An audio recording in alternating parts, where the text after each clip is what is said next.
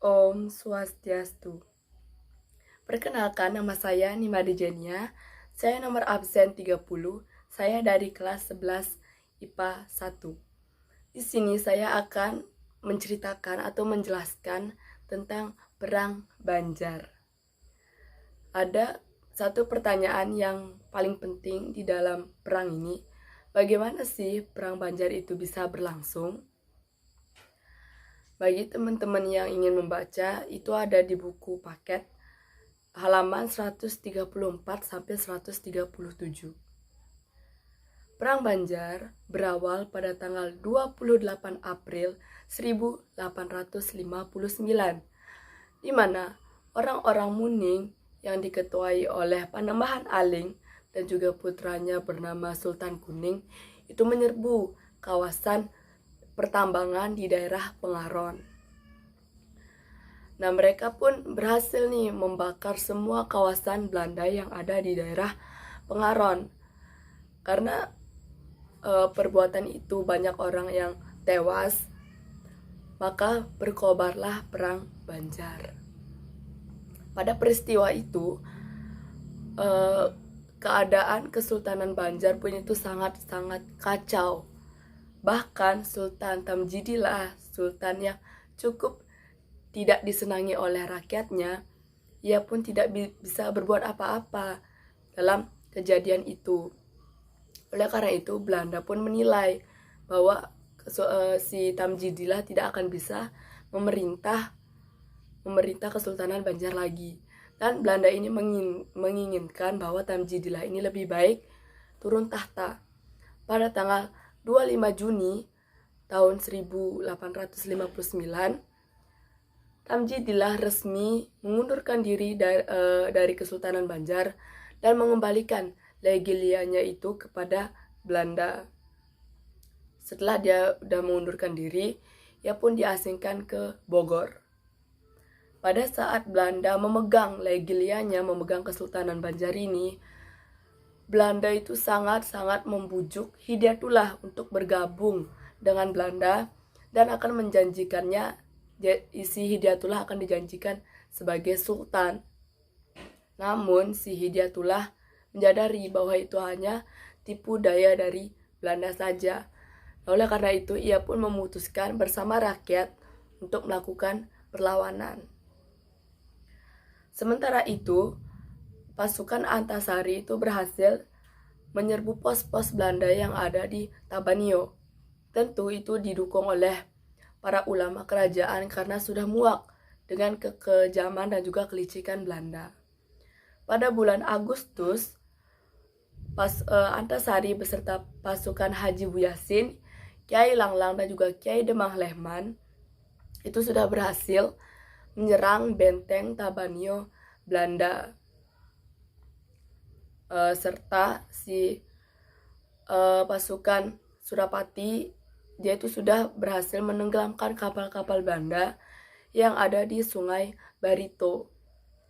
Nah, pada saat itu juga senjata-senjata yang ada di kapal tersebut dirampas oleh Surapati.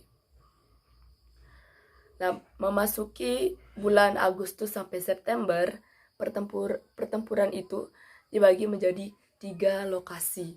Yang pertama, Benua Lima, yang kedua daerah Martapura dan juga Tanah Laut, yang terakhir itu di sepanjang Sungai Barito.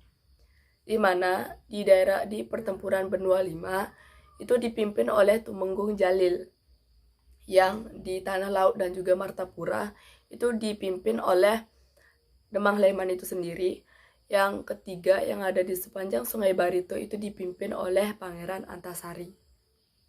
Pada saat itu, Demang Lehman sangat mempertahankan benteng Tabanio, namun tentu Belanda tidak akan tinggal diam, ia pun menyerang Demang Lehman yang ada di benteng Tabanio.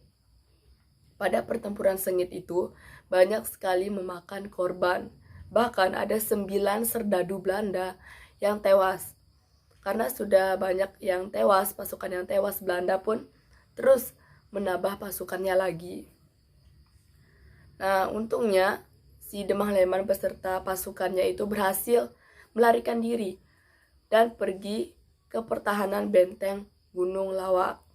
Naasnya, ia pun juga diserbu dengan Belanda di Gunung Lawak. Nah, karena sudah banyak sekali memakan korban, banyak orang yang tewas, ia pun pergi dari pertempuran itu. Namun, kekalahan Demang Lehman tidak memutus semangat para pejuang untuk melawan Belanda. Memasuki bulan September, Demang Lehman bersama Tumenggung Jalil dan juga Muhammad Amunillah itu pergi ke Kandangan melakukan perundingan. Nah, pada saat melakukan perundingan itu terjadilah kesepakatan bahwa tidak ada yang boleh berunding dengan Belanda. Pada perundingan itu juga terjadi keputusan 4 siasat. Yang pertama, pemusatan pertempuran di daerah Amantai.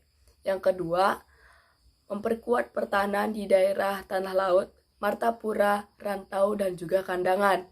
Yang ketiga, Pangeran Antasari memperkuat pertahanan di daerah Dusun Atas. Yang terakhir, yang keempat itu berusaha untuk menambah senjata.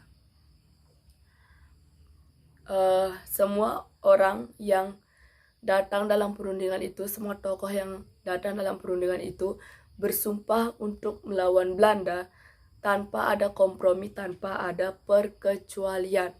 Bahkan mereka ini punya istilah dengan sumpah mereka, yaitu haram menyerah wajah sampai kaputing, atau yang disebut dengan para pejuang tidak akan menyerah sampai titik darah penghabisan.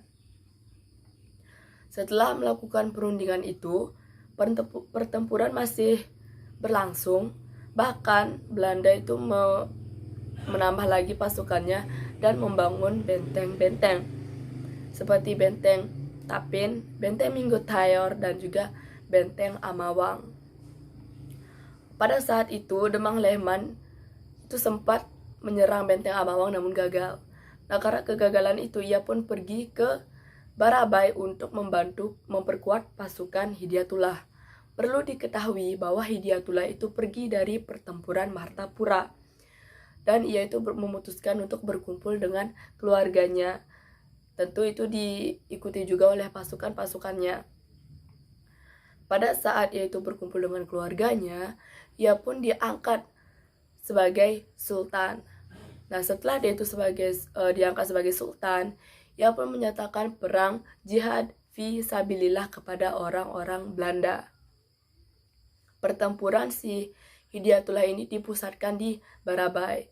Kemudian datanglah Demang Lehman untuk membantu pertahanan pasukan Hidyatullah tentunya.